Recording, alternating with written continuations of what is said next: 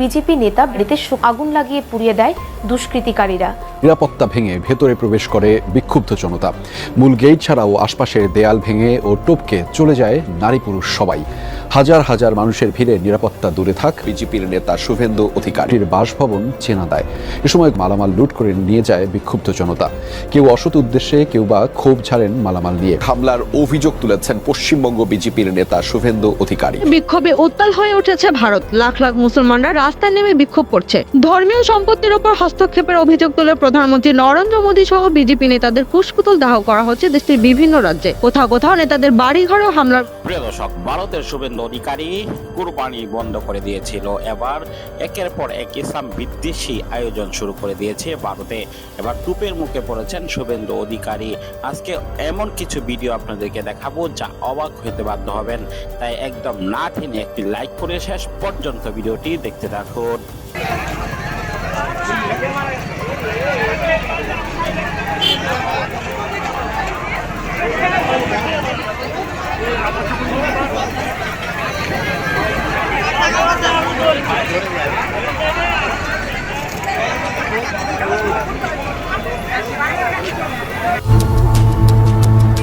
বাবরি মসজিদ, জ্ঞানব্যাপী মসজিদ, মথুরার শাহী ঈদগাহ, ভারতে মুসলিম ধর্মীয় স্থাপনাকে লক্ষ্য করে হিন্দুত্ববাদী দাবির তালিকা এবার আরও দীর্ঘ হলো। এবার নিশানায় উপমহাদেশ ও বিশ্ব ইসলামী শিক্ষার অন্যতম প্রধান কেন্দ্র দারুল উলুম দেওবন্দ।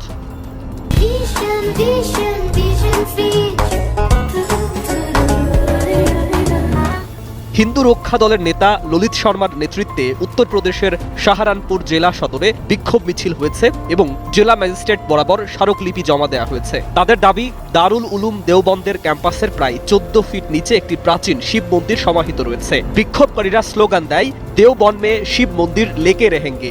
সংগঠনটি দাবি করছে এই এলাকার পুরনো নাম দেওবন বা দেবতাদের বন ছিল এবং মুসলিমরা এসে সেটি দখল করে নাম বদলে দেওবন্দ করেছে। তারা প্রশাসনিক তদন্ত, আদালতের তত্ত্বাবধানে প্রত্নতাত্ত্বিক জরিপ এবং বৈজ্ঞানিক খনন কার্যক্রমের দাবি তুলেছে। অথচ তারা দাবিটির সপক্ষে কোনো প্রমাণ দিতে পারেনি। ভিত্তিহীন ও অপ্রমাণিত দাবি নিয়ে তারা ইসলামী বিশ্বের জ্ঞানের সাগর দেওবন্দ ভাঙার পায়তারা করছে। উল্লেখ করা দরকার, এই দাবির পক্ষে কোনো আনুষ্ঠানিক প্রমাণ বা প্রত্নতাত্ত্বিক সাক্ষ্য উপস্থাপন করা হয়নি। ভারতীয় পুরাতত্ত্ব বিভাগ কোনো মন্তব্য করেনি। দারুল উলুম দেওবন্দ 1867 সালে সিপাহী বিদ্রোহের পর মুঘল পরবর্তী ভারতে ইসলামী শিক্ষার পুনর্জাগরণের লক্ষ্যে প্রতিষ্ঠিত হয়। এর ইতিহাস সুনথিত ও নথিভুক্ত।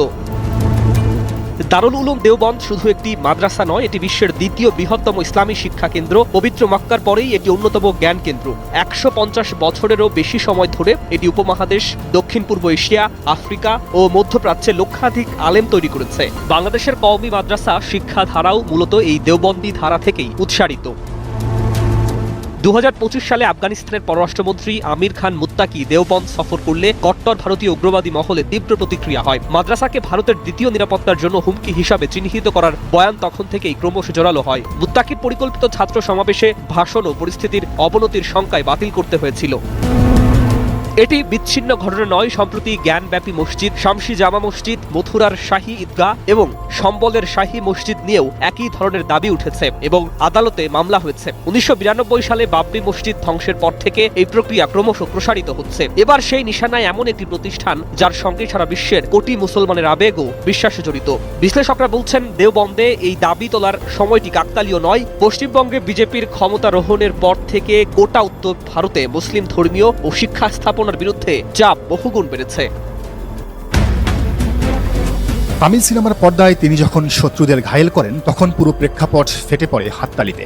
তার এক ইশারাতেই বক্স অফিসে ঝড় ওঠে। কিন্তু সেই পর্দা কাঁপানো অ্যাকশন হিরো, তামিল সুপারস্টার থেকে সদ্য পুরোদস্তুর রাজনীতিবিদ বনে যাওয়া থালাপাতি বিজয় এবার এমন এক ঘোষণা দিয়েছেন যা সিনেমার স্ক্রিপ্টকেও হার মানায়। তার একটিমাত্র বাক্য কি ভারতের জাতীয় রাজনীতির পুরো হিসাব নিকাশ পাল্টে দেওয়ার ক্ষমতা রাখে?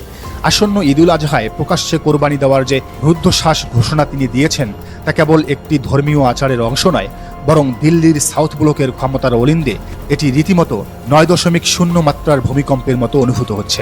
2026 সালের মে মাস ভারতের বর্তমান রাজনৈতিক পরিস্থিতি এক চরম স্পর্শকাতর এবং উত্তপ্ত আগ্নেয়গিরির মতো। কোরবানির ঈদকে কেন্দ্র করে বিভিন্ন রাজ্যে পশু জবাই নিয়ে প্রশাসন যেন অলিখিতভাবে এক যুদ্ধ ঘোষণা করেছে। কোথাও আইনশৃঙ্খলার অবনতির খোঁড়া অজুহাত, কোথাও হঠাৎ গজিয়ে ওঠা পরিবেশগত কারণ, আবার কোথাও সরাসরি ধর্মীয় অনুভূতির জিগির তুলে নজিরবিহীন বিধিনিষেধ জারি করা হচ্ছে। উত্তরপ্রদেশ, গুজরাট কিংবা পশ্চিমবঙ্গের মতো রাজ্যগুলোতে এই কড়াকড়ি এখন চরমে। সর্বশেষ এখানে যুক্ত হয়েছে দিল্লি। এর ফলে মুসলিম সম্প্রদায়ের মধ্যে যে চাপা ক্ষোভ দিন দিন তীব্র হয়ে উঠছে, তা যে কোনো মুহূর্তে ভয়াবহ গণবিস্ফোরণে রূপ নিতে পারে। কিন্তু আশ্চর্যের বিষয় হলো, ভারতের রাজনীতির বড় বড় বিরোধী দলগুলো এই জ্বলন্ত ইস্যুতে একেবারে মুখে কুলুপ এঁটে বসে আছেন। কারণ একটাই, সংখ্যাগরিষ্ঠ কট্টরপন্থী ভোট ব্যাংকের সমীকরণ। এই ভোট হারানোর ভয়ে কংগ্রেস থেকে শুরু করে অন্যান্য তথাকথিত ধর্মনিরপেক্ষ দলগুলো প্রকাশ্যে মুসলিমদের ধর্মীয় অধিকারের পক্ষে কথা বলতে সাহস পাচ্ছে না। আর ঠিক এমন এক মেরুদণ্ডহীন রাজনৈতিক শূন্যতার মাঝেই হঠাৎ করে জাতীয় আলোচনার একেবারে কেন্দ্রবিন্দুতে উল্কার মতো ছুটে এলেন থালাপাতি বিজয়। খবর ছড়িয়ে পড়ল দাবানলের মতো। তিনি শুধু মুসলিম সম্প্রদায়ের পাশে দাঁড়ানোর কথাই বলেননি, বরং কট্টরপন্থীদের সমস্ত চোখ রাঙ্গানি উপেক্ষা করে নিজে কোরবানির কার্যক্রমে অংশ নেওয়ার সুস্পষ্ট ইঙ্গিত দিয়েছেন। এই খবর প্রকাশ্যে আসতেই সোশ্যাল মিডিয়া থেকে শুরু করে দিল্লির রাজনৈতিক মহলে শুরু হয়েছে এক তীব্র এবং নজিরবিহীন বিতর্ক। কারণ ভারতের বর্তমান বিষাক্ত রাজনৈতিক পরিবেশে এমন স্পষ্ট এবং মেরুদণ্ড সোজা করা অবস্থান নেওয়া অত্যন্ত বিরল, প্রায় অবিশ্বাস্য এক ঘটনা। কিন্তু বিজয় থালাপাতি তা পেরেছেন। তিনি এর আগে হিন্দুদের উদ্দেশ্যে বলেছিলেন,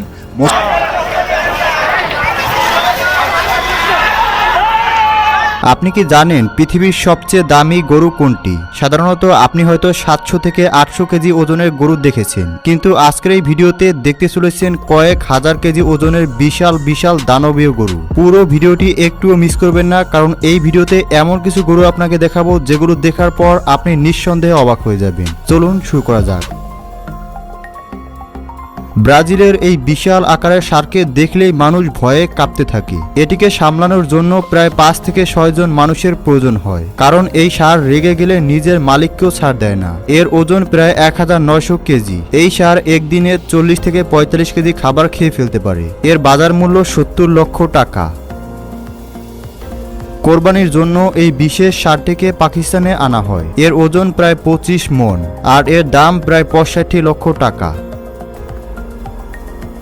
এখন যে ষাঁড়টিকে দেখছেন, এটি পৃথিবীর সবচেয়ে বড় ষাঁড়গুলোর মধ্যে একটি এবং এর ধারালো শিংগুলো খুবই ভয়ানক। এই প্রজাতির ষাঁড় 80 লক্ষ টাকাতেও বিক্রি হয়। এরা সাধারণ গরু কিংবা মহিষের তুলনায় 3 গুণ বেশি খাবার খায়। যদিও এরা সবসময় শান্তভাবেই থাকে, কিন্তু যখন অনেক বেশি রেগে যায় তখন খুবই হিংস্র হয়ে যায়। আর এরা হিংস্র হলে এদের ভয়ানক শিং দিয়ে কি করতে পারে তা একবার চিন্তা করে দেখুন।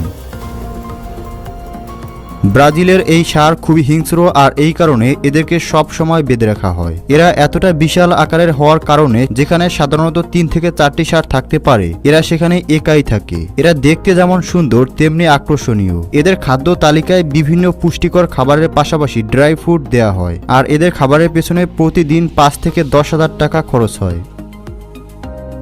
এই প্রজাতির ষাঁড়গুলোকে সর্বপ্রথম গুজরাতে দেখা যায়। এরা দেখতে যেমন আকর্ষণীয় তেমনি শক্তিশালী। বিশাল আকারের এই ষাঁড়গুলো খুবই জনপ্রিয়। কেটু প্রজাতির এই ষাঁড়গুলোকে পৃথিবীর সবচেয়ে দামি ষাঁড়ের তালিকায় রাখা হয়, আর সে এতটাই দানবীয় যা দেখার জন্য মানুষ দূর দূরান্ত থেকে ছুটে আসে। এটি করাচি কিং নামেও পরিচিত।